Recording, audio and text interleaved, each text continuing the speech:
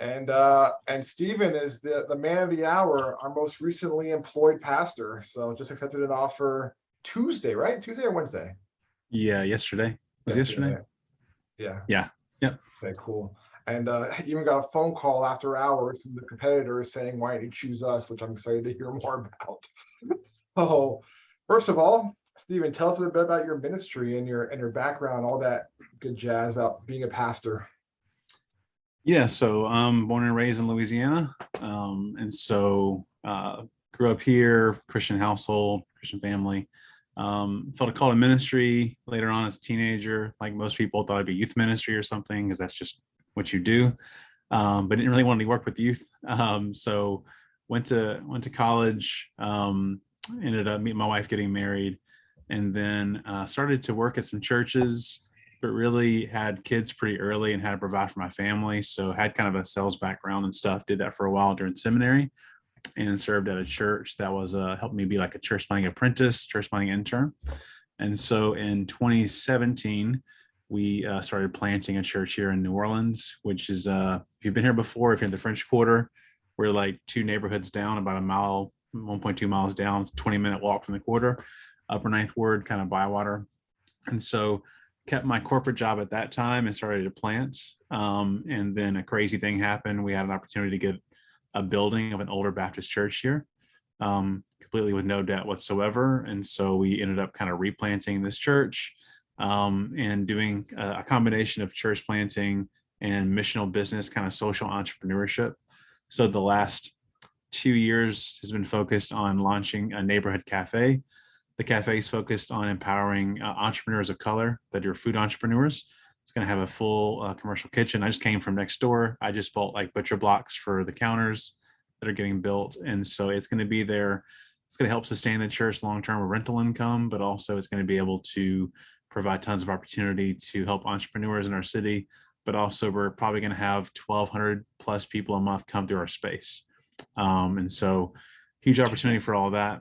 And so, and then in my ministry now, I'm shifting with an idea of like this next career path to be able to still be like leading, teaching, vision, missional stuff, but turning over more of the day-to-day to other people and empowering some indigenous leaders. So really it's kind of where we're at, and getting this job makes things a lot easier to be able to empower people and like pay for electricity and stuff along the way. So, yep. No, I love that, man. Thanks for sharing your background. So you obviously had a lot going on leading up to this church plant. And I love what I don't know if you guys caught it, what Stephen says, like while we were planting the church. You guys catch that? It wasn't like we planted the church, then we were done. It's like we continue to be on mission. We continue to build what God's doing here, which is awesome. I love that note there. So I'm kind of curious, 6-7 weeks ago, you reached out to me and you said, hey, I got to make a vocational change. So from the outside looking in, it sounds like things are kind of buzzing along. You got the cafe going, the church going, all those good things. What was the catalyst, or maybe the multiple catalysts, that made you realize I want to make a career pivot? Being a pastor is kind of tiring, and I actually like my wife a lot, and I want to stay married to her for like the next, 30 or 40 years. And I realized that the pace I was doing, what I was doing, I couldn't do it for another 5 or 10 years. Like eventually, if I didn't change, I would just like have to leave ministry quietly and do other things. And I didn't want to do that.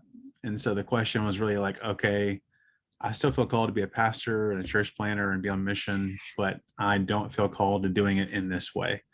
And so I kind of have the realization, and then I go, okay, well, what does that look like? And I have a co-pastor here. So we had some conversations and kind of have a network here in the city, and just started having some conversations around, what does it look like for me? I've talked about being bivocational again. I was in the beginning, and going back to that, and it just became clear that, now's a good time with the cafe finishing, other people stepping up. We're going to hire a new admin person soon. And so it just seemed like the right time. But for me, it was like, hey, if I want to do this for another 10 or 15 years, which I do in this location, in this neighborhood, I can't do it like this anymore. Yeah, I mean, that is real. I think sustainability in ministry is so critical, and when people realize there's a problem, normally it's too late. So it sounds like you were kind of over the hill saying, I can do this today, but I can't do this for 5 more years. Yeah. And Exactly. Yeah. you hit the ground running. You did not, a lot of pastors I talk to, I affectionately refer to them as tire kickers.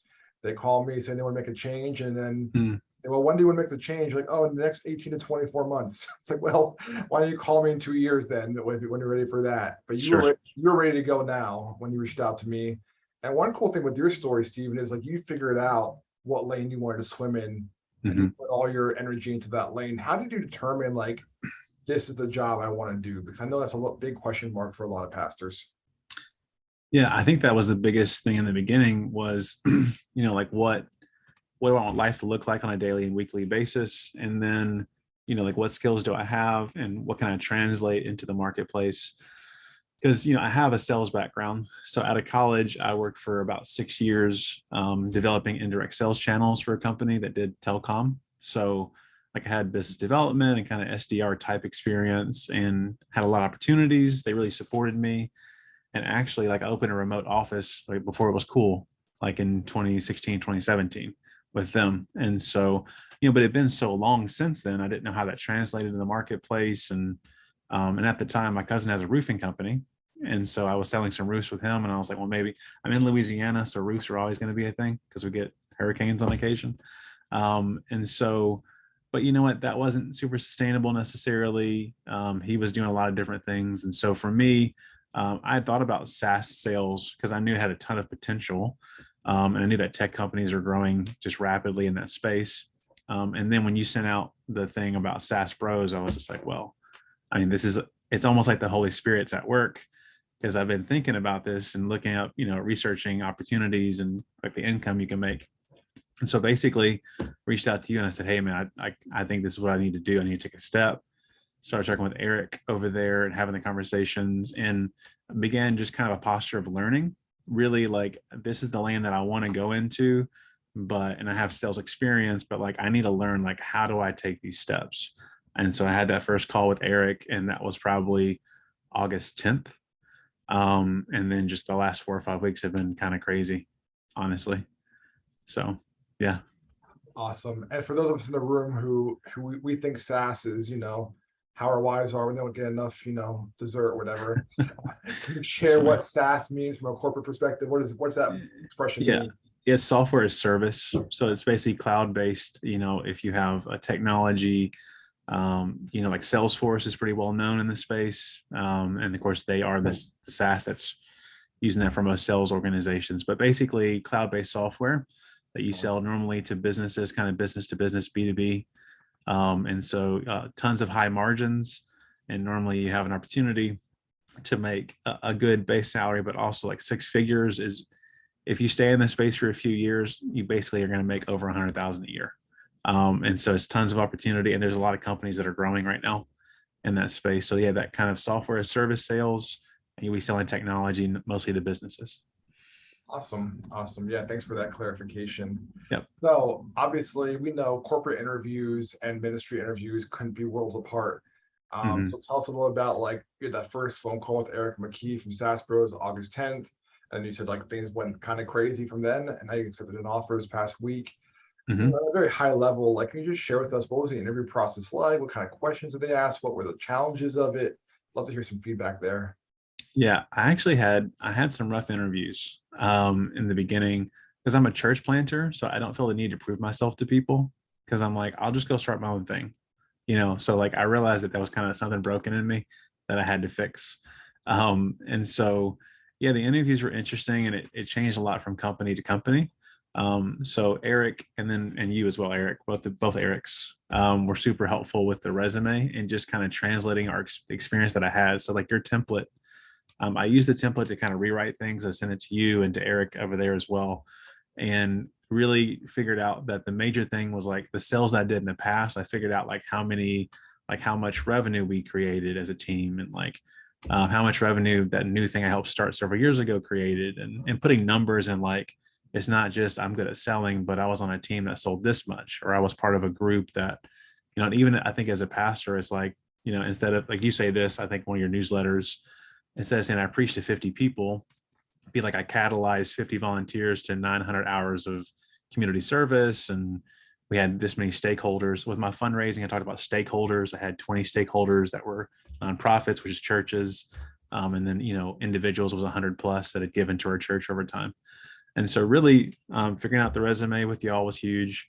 And then I had the first intro to a company with Eric, which really the first interview went great with the VP. I had an interview with them on a Wednesday, and I got a second interview on a Friday with them and the CEO. So like it just because this connection was there, and I think the skill set and background, and I'd learned some of what I needed to say. But then I didn't do great on that second interview at all, honestly. Part of that, I hadn't learned about myself yet and just how I needed to communicate corporate speak. And so I was just kind of like, well, yeah, I can do the job and this and that. And I just wasn't as prepared. And the CEO just didn't have confidence. Right. So I got off that, and I knew it didn't go well. And then I had a second interview with a company here in New Orleans that also didn't go well. And I was like, okay, there's something about me I need to change. And so for the next couple of interviews, I went on glassdoor.com and I looked at like every interview question I could possibly find. I found every kind of corporate jargon I could learn, and I researched companies and understood like what are they asking and why are they asking it. And so I became more prepared, and then I understood the kind of answers that, wasn't just like, well, yeah, I know how to do that. It was like, well, yeah, I believe that I can do this because of X, Y, and Z. And so really it became like a job in itself to research and to learn. And just like if you were a missionary trying to learn a culture or a person, it's just kind of the same thing. You learn, what this company is about, what they value. And also you learn if you want to work there or not. Like, is this a good culture? Are the reviews good? Do they have like, a good setup? And so for me, there was a lot of just preparation. And then the next two interviews went so well. Like I had learned and understood what I did poorly in the first couple. And then the next two just went super well. And then one was local in New Orleans, which we talked about the Saints before we even like had the interview. So just that kind of connection. And I'm so glad the Falcons are like, I hate the Falcons. So I'm in a really good week. And I'm going to see Tom Brady lose hopefully on Sunday in the Dome. But off topic. But good local connection and good like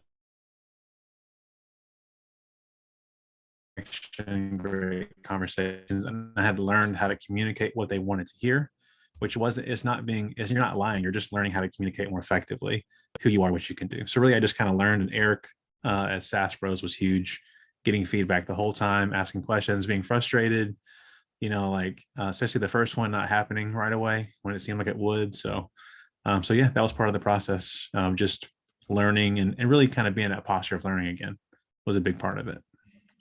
That's huge. That's huge. I'm going to put you on the spot here. And if you can't think of one on top of your head, don't feel bad. But do you recall like any questions that were thrown your way? They were just like, I have no idea how to answer this. I think there was one of them where the CEO of the other company that didn't go super well asked me, because I told him I'd done roofing. I gave information. I volunteered some information that I shouldn't have. You just need to wait. Like you don't need to volunteer information. You need to wait. And so I talked about I'd sold roofs with my cousin at times, and he's like, well, then why don't you could just sit back and scale your roofing company and probably make more money you would make here if that goes well. Why don't you just do that? And I was like, man, that's a fair point. And just because I'm a very transparent, authentic person, but I think that he took that as like, oh, this guy doesn't really care. And I was really excited about that job opportunity, but like he threw me a curveball and I was like, yeah, you're not wrong. And I learned that like my inherent sort of entrepreneurial and confidence and because like if everything falls apart, I'll go mow yards, like I'll figure it out. Like that is not helpful in an interview process because I'm interviewing as a part of their team. So that was a poorly answered question and probably why I did not work at that company, just because I just did poorly with those comebacks. Yeah, I mean that's so fair. I think it's such an interesting thing how like in more ministry context, I found like vulnerability is in a sense more respected, if that makes sense. Yeah. Whereas in a corporate environment, it's like, hey, we're hiring you to do a job. And like, do you want to be here? Do you want to do it? That's why I oftentimes tell pastors, like when you interview, like don't lead with your wife and your kids and your dog. Mm-hmm. Like they don't care. Lead with why you're the right person for that role and that function. Just so backwards thinking because in a ministry interview, the first thing they want to hear about is your wife and your kids and the dog, right? Yeah, Um, and I failed. The first interview at that company was great. It was more personal, and yeah. then the next interview, the guy's from California. He's very corporate, very successful, and he just rapid fire. And I just, I didn't meet his expectations, and I didn't get the job from them. Mhm. Yeah. No, I appreciate your transparency there, man. That's real. That is real. Yeah. The interview step is not easy for sure. Mm-mm. But your story has a good ending. So why don't you tell us what happened this past week? Yeah. So there's a couple companies that I liked them both a lot, and they both had really good potential. And so what I'd done is the week before I'd had like a mock demo to do a sales presentation to the VP.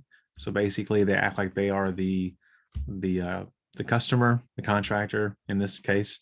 And I had to be able to kind of sell the software to them and try to close on the phone. So they want to see if you can close a deal. And so obviously I don't know everything about the software, but I knew how to have a conversation, ask questions.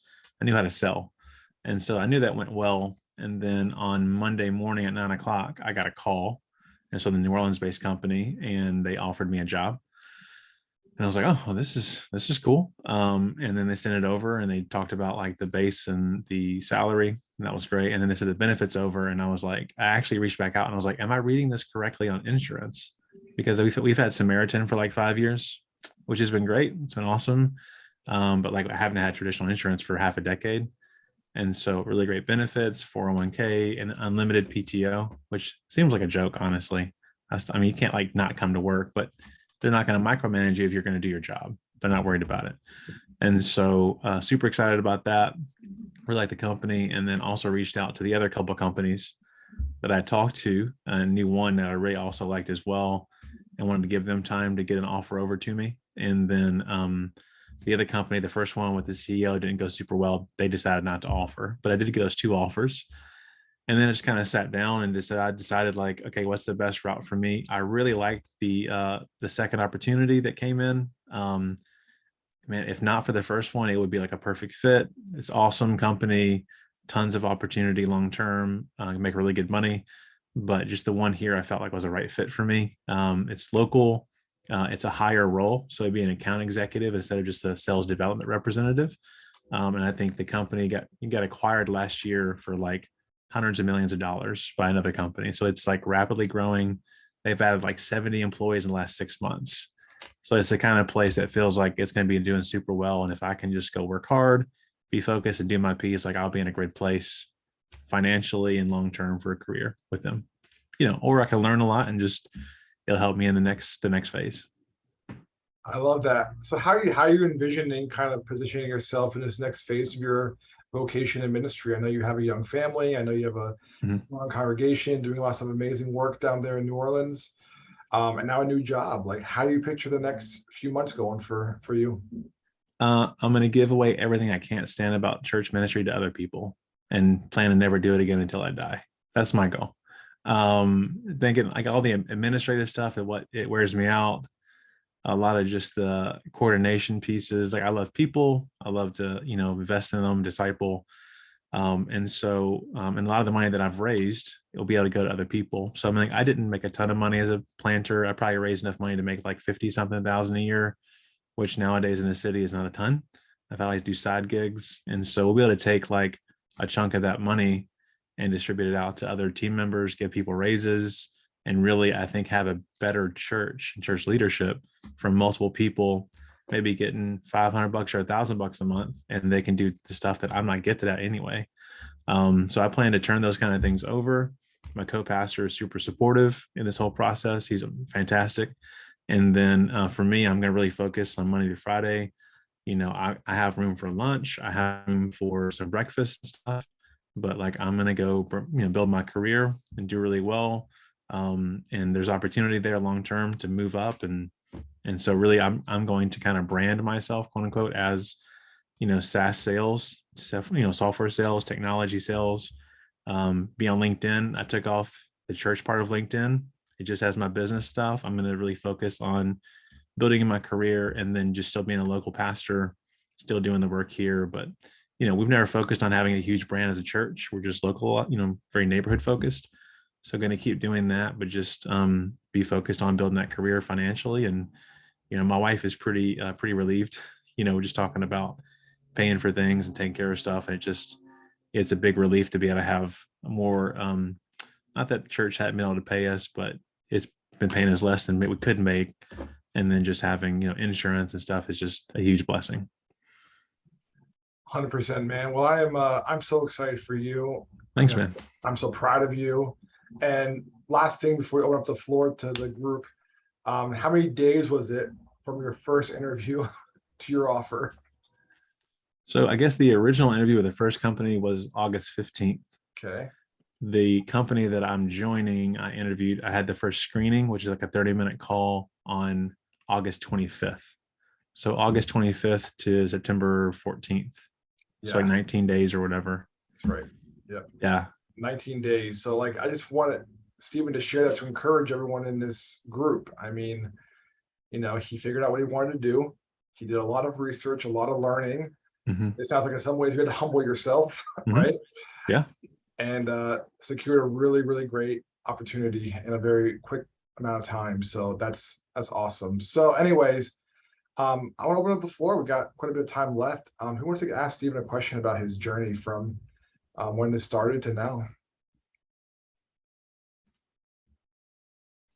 Hey, Stephen, thank you for Sure. sharing your journey. So good, so helpful. I'm curious about kind of the other direction, the other sphere of your life, your relationship with your denomination or network, whatever you're part of. I'm just curious about how are you an outlier amongst your peers in your ministry peers? Are you part of a network or group that's got a lot of people who are doing something like you're doing, or are you kind of an outlier, and how do they see you, or how do you manage that side of things? That's a really good question. It's a complicated question. We planned it originally with NAM and with Baptist. There's some really good Baptists, but like a lot of them are really angry and don't connect with them as well anymore, just to be honest. So that world's so broad. Like there's some great guys that do the Bavo and Kovo stuff. So yeah, with the Baptist thing, it's kind of complicated. I think in that world, we've kind of found our own kind of crew to work with. I also have connections like the Evangelical Covenant Church, and that's probably more of a lot of the hybrid of social justice and gospel work together. So yeah, I think in any of these groups, you got to be used to being the outlier if you're going to be intentionally co-vocational or bivocational.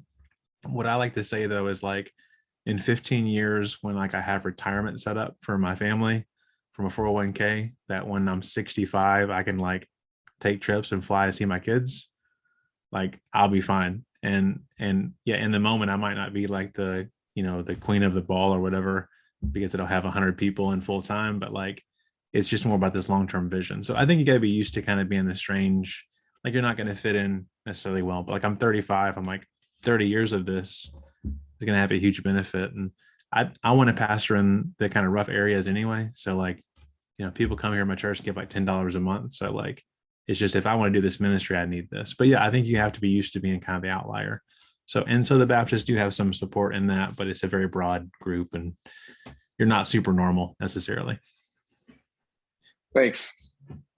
I try to answer with the denominational stuff as best I could, but I'm kind of sick of all that together. Honestly, I'm kind of over it, but still love people, love Jesus. It looks like David had a question in the chat.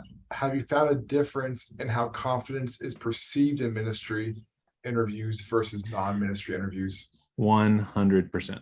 So one of the guys that really wanted to hire me at the first job, he goes, "Hey, like I'm a humble guy. You're kind of a humble guy." He goes, "You got to be clearer. You got to be really clear on like that you can do this job." And I think that part of the problem was I'm so used to like leading in a way where I have confidence, but I'm not trying to like overwhelm you. And especially we have a very progressive neighborhood. So I'm a big kind of Hugh Halter guy. I don't know if you guys know Hugh, friend of Hugh's over time. And so like, he always talks about taking a step back and let people step towards you. So I have more of that ministry approach, but I learned that, yeah, the confidence thing in interview for a job, they just want to be confident if they pay you, thousands of dollars that you can do the work. And if you show up and have the confidence, especially in sales, you got to be confident to sell. So yeah, I think you have to kind of turn the switch You're not trying to be a pastor of a church and trying to be perceived as kind or humble. They just need to know you can do the work. So yeah, I think I had to learn. That was part of my problem in the first couple interviews. Yeah. Great question. What else do we have for Stephen?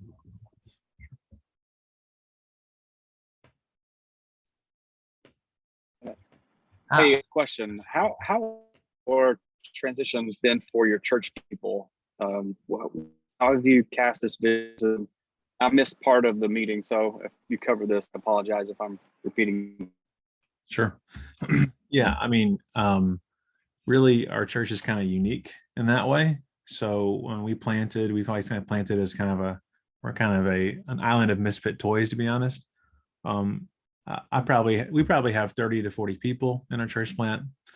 I would say maybe 3 or 4 families give anything of like a lot of money towards it, and the rest give very little. So most people know there's kind of financial struggle in the city and our neighborhood. And so, yeah, I've always kind of talked about when we finish the cafe, I'd probably do some work somewhere again. And I kind of got to a place, I told some of our people, I said, I'm either going to kind of try to balance these two things forever and try to like, okay, how to do insurance, how to do retirement, that kind of stuff. Or I can find a good job, work that, take very little from the church and just go do, what I need to do and empower other people. So for us as a church plant, it helps because like, there's not anybody before us that's like, hey, we did this in 1984 or something, and we're going to keep doing it. So I think that the uniqueness was that if I was in a church that was established, it'd be a different conversation. I think probably in a church that was established, I would have a vision for us to exist in 50 years. What does that look like? If you look at the cost of, utilities and the cost of insurance for a pastor and retirement, all these things, what if instead of making 50 or 60, I made 18, I worked this other job, we empowered people. And then, so I think it'd be more like a long-term kind of like, how does this church keep doing gospel ministry? But for us, it was a lot more helpful because we're a church plant and the people that come believe in me, believe in us, so we have a lot of capital. And I've kind of been entrepreneurial the whole time. I'm always just doing my own thing. So I don't think it was shocking to them. But yeah, I would probably in an established setting take longer, have a runway of saying like, this is the goal, and then bring people on board to like, for, First Baptist Church, whatever, to be here in 50 years, we're going to need to change some things. Eric's stuff on Twitter, because he's just kind of a smart aleck about stuff. And I was like, I really appreciate this approach to life. And then I saw this thing and I was like, okay, I had it in the back of my mind. That's probably 6 months ago. But I was like, but this is just something to keep connected with. And I like his stuff on Twitter or whatever. And then in the spring and the summer, I knew we're getting close on like the funding we needed to finish the cafe and looking at numbers long term. And I'm like, okay, I need to figure out something to do. And also just internally, I was like, I can do this for another year, but can I do this for another 2 years the way I'm doing it week to week? And so I talked to my wife and she was just really supportive on what the best path was. And so for me, it kind of came to the point where I had thought about SaaS already, like as a sales career. And then for me, when I saw that from Eric, I was like, okay, I think this is the Lord just giving me a clear direction. I'm a bit Pentecostal still. We have Baptist connections, we speak in tongues a little bit. And so, yeah, for me, it kind of seemed like God was dropping something in my lap to go take a step and see if this is what you want me to do. And so, and once I got into it and kind of got back into that whole world of sales and I got excited. I was excited to spend my day. Like, I don't have to worry about planning the potluck or whatever. I can like go sell software. And that sounds like a relief in some ways. So yeah, it just became, it's probably 6 months of working towards something in my head and then just going like, okay, this is the time to make the move. And my question was like, how long can I keep doing this the way I am? And I was coming to a place that I was like, I cannot do it a whole lot longer like this. Yeah. We have a question in the chat. Do you know what your typical day will look like? I'm assuming you mean in his new role. Is that right, Ben? Mm-hmm. Yeah, in your new role. So, yeah. So it is generally flexible. So the company I'm working for is pretty cool. I can work from home or the office. So they have an office just off downtown that I can go into. I'll probably spend a lot of time in the beginning. The first 90 days is super important in a new role. So I'll probably spend the first 3 months with a lot of time in the office, but it's generally kind of an 8 to 5, Monday through Friday type of thing. And so really like 40 hours a week is what I'll be spending. I'm planning to spend time with church people that are not coming to like a community group or whatever, like breakfast or lunch. Like they can come to me, or if I'm working remotely, I can come to them. And eventually what I'd like to do is work in the office a couple days a week, maybe 2 or 3 days a week, 2 or 3 days a week that are going to be remote at my house or maybe at church, and just find a good kind of flexible schedule where I'm still working those 40 hours a week. But and also these companies that are remote companies, they really are okay as long as you're doing your work. They're not super worried about like, well, you spent an hour, 12 minutes to get something to eat and then take your kid to something. Like if you're doing your job and taking care of business, that's what they're worried about. And they really make that clear in the interview process. So for me, I plan to be much more traditional in the structure of the first few months to really connect with people, hit the ground running and hit my quotas. And then long term, man, I think it'd be a lot of flexibility. And their plan is to be kind of this hybrid long term, to have the office. And this is also the headquarters is in New Orleans. So like if they have a big meeting, it's going to be here. I don't have to travel really. Might travel on occasion, but it'll be 10 minutes from my house. So yeah, it's really kind of taking that 40 hours, dedicating that to work, and then but having some flexibility around that.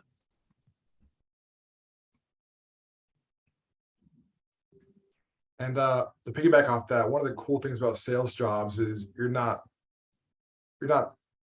paid for your hours, you're paid for your quota, right? So Exactly. There's a very clear dashboard. This is what success looks like. And if you can do that, sitting in a coffee shop, next door and knocking out your work, great. If you need to sit behind a desk for 10 hours, great. But that's your success. Yeah. All of the VP of sales, the director of sales that I interviewed with were all in their homes for every interview. Yeah. Not one person I interviewed on Zoom was in the office. Right. So literally the highest people in the organization are like working in their bedrooms or in their offices. So that's a good sign, I think. That's a great sign. And also, if you're comfortable with this, Stephen, can you give us the tips and resources you use to study? Maybe drop it into the next wave activities. We had that as a part of our learning collateral. That'd be huge. Yeah, I can post that today for sure. I'll put some of that together. Yeah. Love that. So I have a question, because here's the thing is that Stephen's being very humble, but having a church plant in a community like where he is like leading a church 3 or 4 times his size. I oftentimes say like my church in the South Bronx, it might be 25 people on a Sunday, but oftentimes I feel like I'm leading a church of 100 because people show up drunk, they show up high, they show up because their boyfriend beat them last night. Like the list goes on and on, right? Fentanyl everywhere. Yes, exactly. And the $10 in the offering bucket at the end of service. Yep. So obviously, in that lens, like you're leading not a small church startup, you're leading a pretty sizable, lots of needs, ministry, but you keep referring back to like your co-pastor and the team you're building and the stipends and all of that. I'd love to hear, first of all, how do you get folks engaged in mission in a meaningful way? I think a lot of churches struggle with that. And then the second one is, how do you how do I want to phrase this? Like, just how do you do it practically? Like, what is your leadership team? What do they do? What are their tangibles? How are they paid? All that good stuff. Yeah, that's a great question. And we kind of are in an interesting place because we, when we got the building, we kind of had this, it was given sort of a trust between our sister church and then us, myself and the pastor here on the board, and the rest of the board is that leadership team.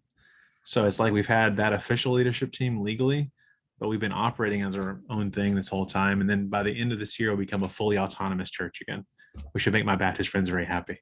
When we do that, kind of been Presbyterian to this point in that way. So yeah, I think along the way, I'm a big fan of APEST. So like, I'm kind of Alan Hirsch person at heart. And so I think that framework is probably the best framework for leadership in a team context.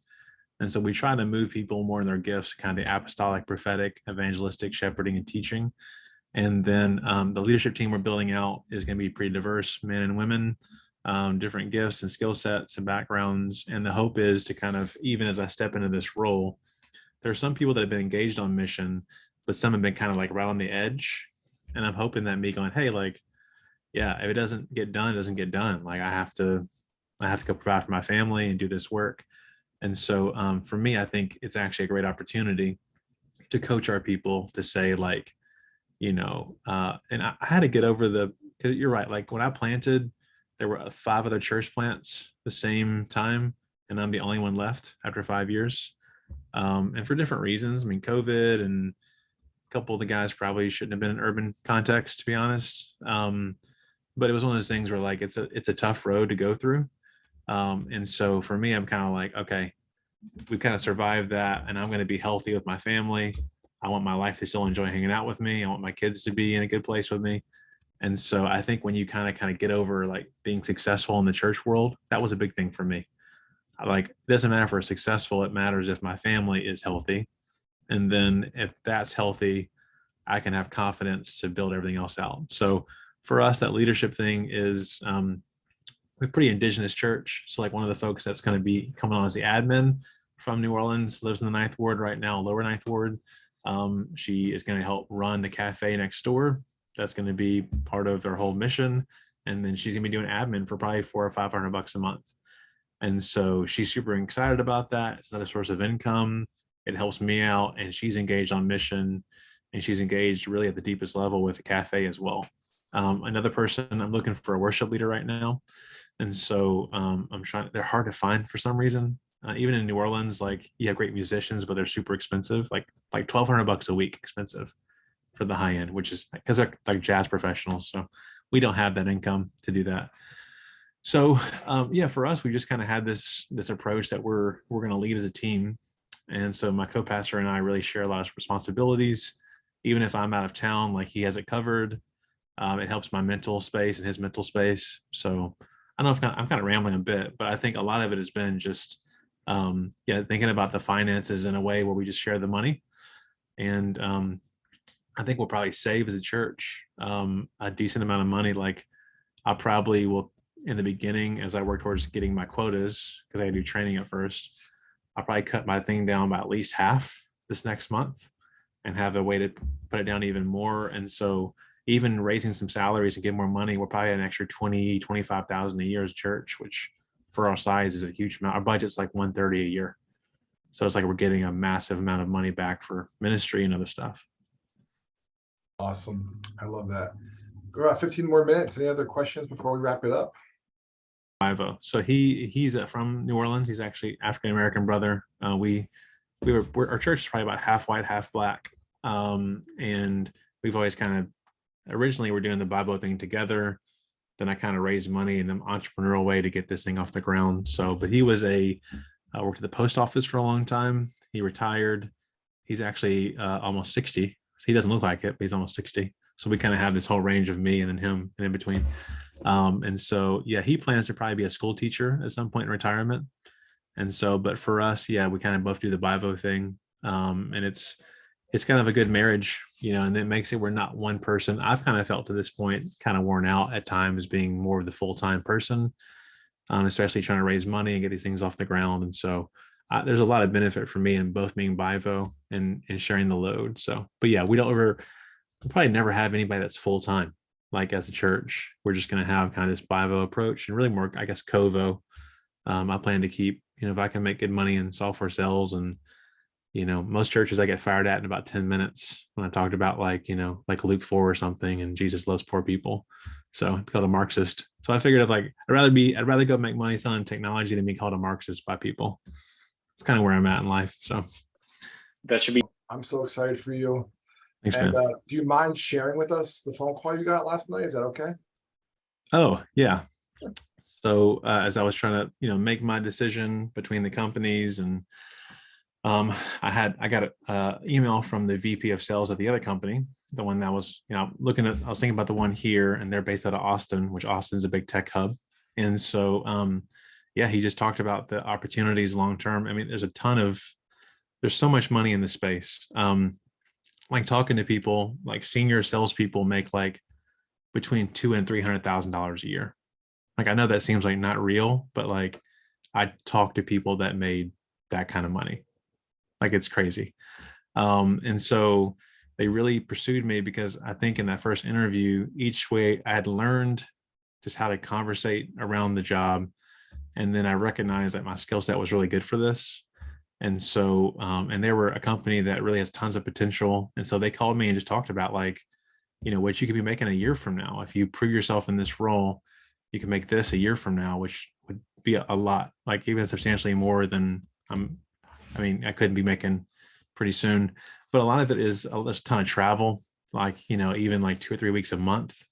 And I'm trying to still pastor and have a family. And, you know, I mean, making 200 grand a year sounds awesome in something, but also at the same time, like if my wife left me, I'd probably lose half of it at least, if I made that. And so, and it's also very high pressure. You know, you have to go perform in that. You got to travel. So for me, a lot of the conversation came back to like, I really appreciate you guys. I like this job a lot. I really considered it. Like, man, I really think it'd be a great opportunity. But I looked at the best overall option for my family, where we're at in life, and the kind of work that I wanted to do. And it's a role that's a bit higher anyway on the kind of totem pole, and I think has a lot of opportunity long term. And so, but yeah, it was cool to get that call and him be like, "Hey, we really want you." Yeah, it was. They were that one was fully remote as well. They had people all over the country. Actually, they're still looking for somebody. Maybe, I don't know. I told them no. So this really could be, you know, even in those roles, like the money is pretty similar to what I'm talking about, even what I'm getting. So, yeah. No, I love that story. Literally, when Steven texted me and told me that, it was like music to my ears, because I so oftentimes have conversations with the pastors. I have no skills. I can't do anything. I've only ever been a pastor, and I'm like, here's a brother who's literally getting after hours phone calls from senior leaders saying, "No, please come to us. Please, we want you." It's pretty amazing. Yeah. No, I'm happy to make Daniel talk offline. I think it's they're hungry for people, and I'd be happy to kind of connect you with them. So, but it's one of those things where I think if you're just kind of like, you find your niche and you learn how to communicate it and bring your skills, like everyone on this call, like as a pastor, you have so many skills you use every single day. You just gotta be able to quantify them and kind of learn your story. Just like when you preach, you're telling the story of the gospel and what Christ is doing. It's just like learning how to tell your story and your skill set. So yeah, I'd be happy to connect Daniel on that.